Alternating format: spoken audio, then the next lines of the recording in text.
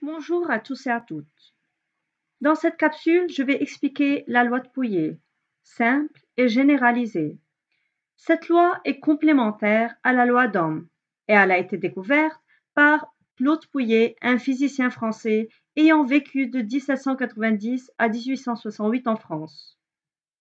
Mais à quoi sert cette loi?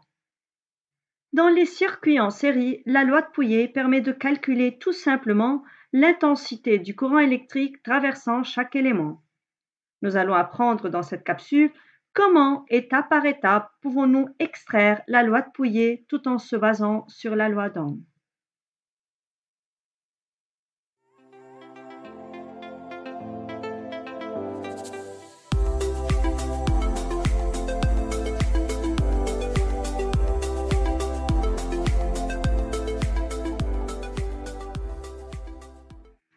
En premier lieu, il ne faut jamais oublier que tout conducteur, même celui qui transporte le courant électrique, présente une résistance.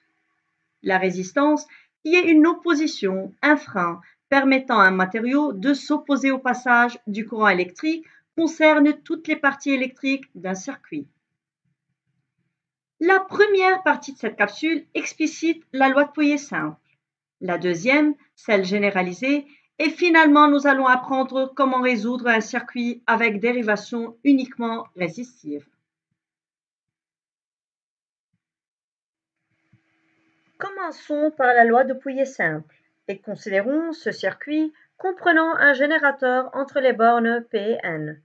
Ce générateur a comme force électromotrice grand E et comme résistance interne petit r. Ce circuit comprend encore un conducteur ohmique de résistance R1 entre les bornes P et A, un deuxième conducteur ohmique de résistance R2 entre les bornes A et B, et un troisième conducteur ohmique de résistance R3 entre les bornes B et N. Le but est de déterminer la valeur de l'intensité du courant électrique dans ce circuit. À ne jamais oublier que le courant électrique sort toujours de la borne positive du générateur et rentre par sa borne négative. Nous devons toujours commencer par appliquer la loi d'additivité des tensions dans un circuit en série. Donc, d'après cette loi-là, nous pouvons dire que UPN n'est autre que UPA plus UAB plus UBN. Maintenant, appliquons la loi d'Ohm aux bornes du générateur, la loi d'Ohm aux bornes de la résistance R1, la loi d'Ohm aux bornes de la résistance R2 et la loi d'Ohm aux bornes de la résistance R3. Nous allons obtenir UPN est égal à E moins RI, UPA est égal à R1 fois I, UAB est égal à R2 fois I et UBN est égal à R3 fois I. Maintenant, remplaçons UPN, UPA, UAB et UBN par les équations qu'on vient de trouver d'après la loi d'Ohm. Nous allons obtenir l'équation suivante. Essayons de prendre tout ce qui est facteur de I à une part de l'équation. Alors, nous allons obtenir E est égal à R1 plus R2 plus R3 plus R facteur de I. Donc, il sera égal à la force électromotrice du générateur grand E divisé par la résistance R1 plus la résistance R2 plus la résistance R3 plus la résistance du générateur, la résistance interne du générateur petit r. Pour conclure alors, nous pouvons dire que l'intensité du courant dans un circuit formé en associant en série un générateur G ayant comme force électromotrice grand E et comme résistance interne petit r, et R conducteurs ohmiques de résistance respective, disons R1, R2, Rn, etc., s'obtient en divisant la force électromotrice du générateur par la somme de toutes les résistances du circuit. Ce résultat constitue la loi de Pouillet simple.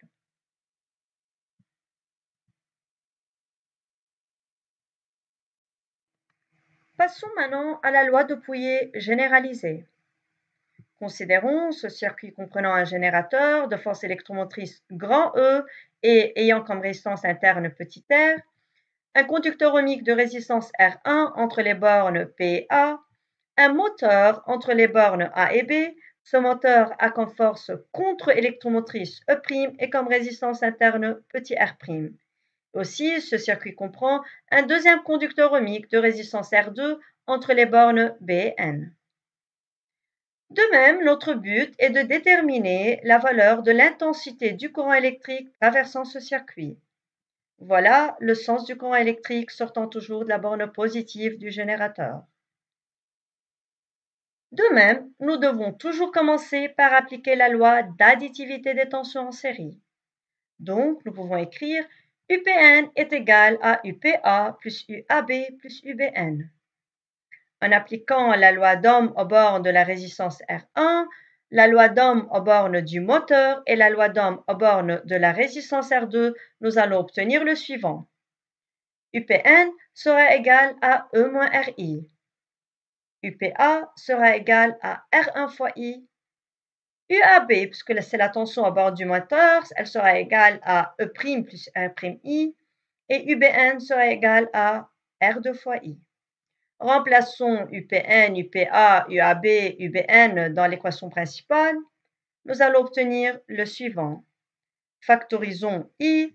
Nous allons obtenir alors I est égal à la force électromotrice du générateur moins la force contre-électromotrice du moteur divisé par R1 plus R' plus R2 plus R. Donc, pour généraliser, nous pouvons dire que, ou bien nous pouvons généraliser ce résultat au cas d'un circuit série obtenu en associant plusieurs générateurs, plusieurs récepteurs et plusieurs conducteurs ohmiques. Ainsi, l'intensité du courant dans un tel circuit sera donnée par l'équation suivante.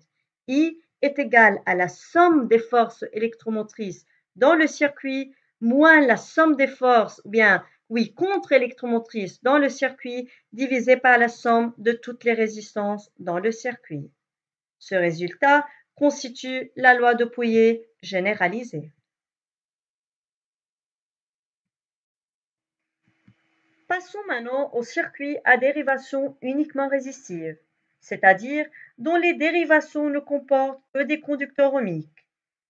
On doit toujours commencer par simplifier le circuit en le transformant en circuit série. Après, on applique la loi de Pouillet pour trouver l'intensité du courant principal. Considérons maintenant ce circuit-là comprenant un générateur de force électromotrice grand E et de résistance interne petit r entre les bornes P et N, un conducteur ohmique de résistance R1 entre les bornes P et A, un deuxième conducteur ohmique de résistance R2 en dérivation avec un autre conducteur ohmique de résistance R3 entre les bornes A et B et un quatrième conducteur ohmique de résistance R4 entre les bornes B et N. Notre but est toujours de déterminer la valeur de l'intensité du courant électrique traversant chaque élément du circuit. Le courant électrique sortant toujours de la borne positive du générateur et rentrant par sa borne négative. En premier lieu, nous devons commencer toujours par simplifier le circuit, tout en le transformant en circuit série. Donc, nous devons trouver la résistance équivalente des deux résistances branchées en parallèle R2 et R3. Comment trouvons cette résistance équivalente? 1 sur R équivalent de 3 n'est autre que 1 sur R2 plus 1 sur R3. Une fois qu'on a trouvé la valeur de la résistance équivalente de ces deux résistances et le circuit maintenant est devenu un circuit en série, nous pouvons maintenant appliquer la loi d'additivité des tensions en série. Donc, UPN sera égal à UPA plus UAB plus UBN. Maintenant, appliquons la loi d'Ohm au bord du générateur, aux bornes de la résistance R1, aux bornes AB et aux bornes BN. Nous aurons le suivant. UPN sera égal à E moins RI. UPA sera égal à R1 fois I. UAB sera égal à R équivalent de ces deux résistances fois l'intensité I. Et UBN sera égal à R4 fois I. Remplaçons UPN, UPA, UAB et UBN dans l'équation principale. Nous aurons le suivant. Factorisons comme d'habitude I afin de trouver sa valeur. Nous aurons I égale à la force électromotrice du générateur divisé par la somme des résistances dans ce circuit-là. Maintenant, pour trouver l'intensité du courant électrique traversant la résistance R1, ce n'est autre que l'intensité du courant électrique traversant la résistance R4, qui n'est autre que l'intensité du courant électrique traversant le générateur, d'après la loi d'unicité de l'intensité en série. Mais pour trouver l'intensité du courant électrique traversant la résistance R2, nous devons diviser la tension UAB par la valeur de la résistance R2. Et pour trouver l'intensité du courant électrique traversant la résistance R3, nous devons diviser la tension UAB par la valeur de la résistance R3. De cette façon-là, on a pu trouver la valeur de l'intensité du courant électrique traversant chaque élément de ce circuit.